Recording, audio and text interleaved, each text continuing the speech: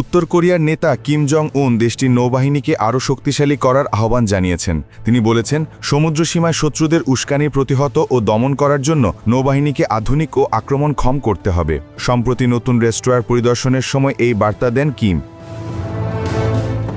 রাষ্ট্রীয় সংবাদ মাধ্যম Korean central news agency KCNA সোমবার 6 অক্টোবর জানায়, রোববার কিম দেশটির প্রথম 5000 টনের ডেস্ট্রয়ার চোহিয়ন পরিদর্শন করেন।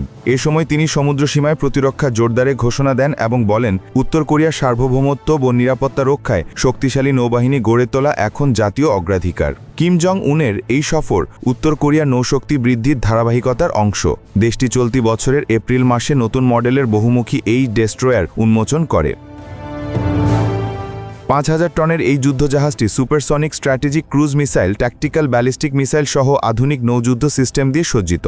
রাষ্ট্রীয় সংবাদ মাধ্যম জানায়, জাহাজটি উত্তর কোরিয়ার নিজস্ব প্রযুক্তিতে নির্মিত এবং এটি দেশের নৌ প্রতিরক্ষায় একটি বড় মাইলফলক হিসেবে বিবেচিত হচ্ছে। পরিদর্শনের সময় কিমের সঙ্গে উপস্থিত ছিলেন ওয়ার্কার্স পার্টির শীর্ষ কর্মকর্তা ও সরকারের গুরুত্বপূর্ণ সদস্যরা। সেখানে কিম বলেছেন, জাতীয় অধিকারের মূল রক্ষার্থে নৌবাহিনীর সামগ্রিকভাবে সম্প্রসারণ এবং সক্ষমতা বৃদ্ধির জন্য এক মুহূর্তও থেমে থাকা যাবে না। তিনি আরও বলেছেন, নৌবাহিনীর অসাধারণ ক্ষমতা বিশাল সমুদ্রে ব্যবহার করতে হবে, যাতে শত্রুর উস্কানি সম্পূর্ণভাবে প্রতিহত করা যায়, তাদের দমন ও শাস্তি দেওয়া যায়।